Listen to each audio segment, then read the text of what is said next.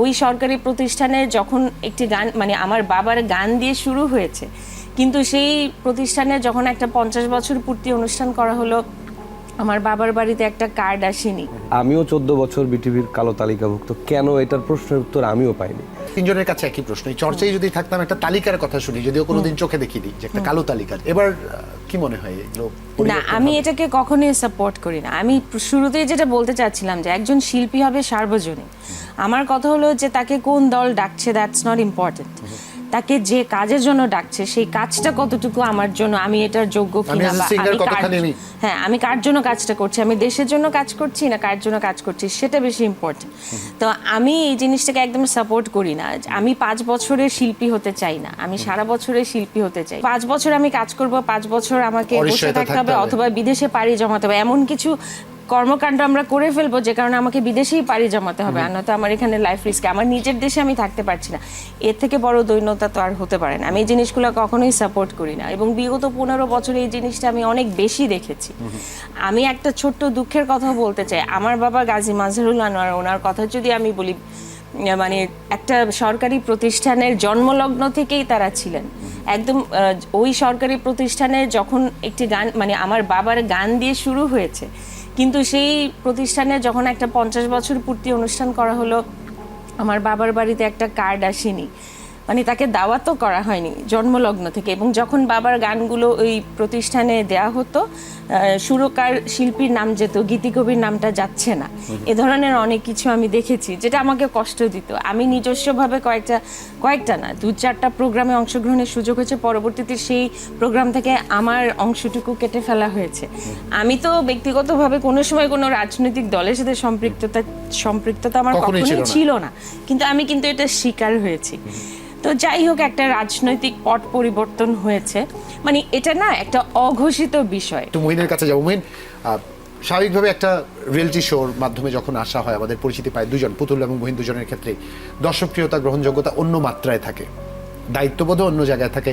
সেখানে জনগণ থেকে যখন বিচ্ছিন্ন করে ফেলবার একটা চেষ্টা অগ্রজদের মধ্যে আমরা দেখি, কিংবা এই চর্চাটা যখন দেখি, একজন তরুণ শিল্পী হিসাবে কতখানি প্রভাবিত করে, কতখানি ভীত করে, এবং ওই যে দেশ মাতৃকার প্রতি টানের জায়গায় কতখানি সন্ধিহান করে তোলে। সংস্কৃতিটা আমাদের দেশে আসলে এখনো প্রশ্নবিদ্ধ। আপনি দেশটাকে ভালোবাসেন নাকি দলটাকে? যদি দেশটাকে ভালোবাসেন, যদি দেশটাকে ভালোবাসেন, তাহলে সংস্কৃতি কখনো কোনো দলের আলাদা হতে পারে না। একটা সংস্কৃতি একটা দেশের। তো আমাদের এই চর্চাটা বাড়াতে হবে, এটার খুব বড় একটা অভাব আছে। এবং এই দলীয়করণের প্রশ্নটার মধ্যে থেকে কিছু মানুষ এই সুযোগ সুবিধাগুলোকে নিয়ে তারাই কালো তালিকাভুক্ত নামের একটা অদৃশ্য তালিকা তৈরি করেন। তো এইটা কেন করেন?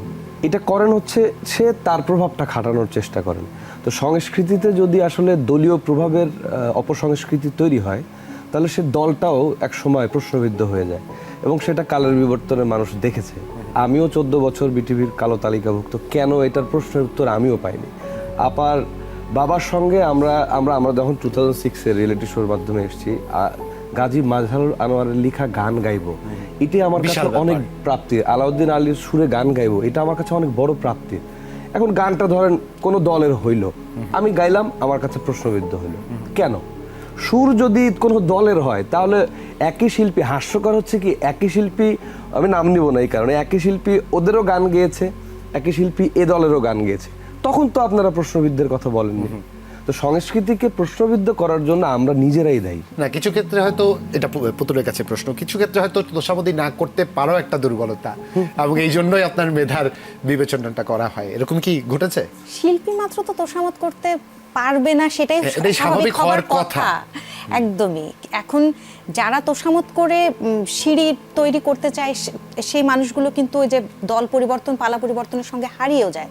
সবচেয়ে বড় কথা, শিল্পী তো রাজনীতির ঊর্ধ্বে হবার কথা। শিল্পী দেশের সম্পদ। কতটুকুই আর আমাদের সাংস্কৃতিক অঙ্গনটা খুব ছোট্ট, কজন শিল্পী এখানে আমরা কাজ করি, তার মধ্যেও যদি দলাদলি হয়ে যদি একটা অংশ বাদ হয়ে যায়, আবার একটা অংশ অন্তর্ভুক্ত হয়, খুব দুঃখজনক।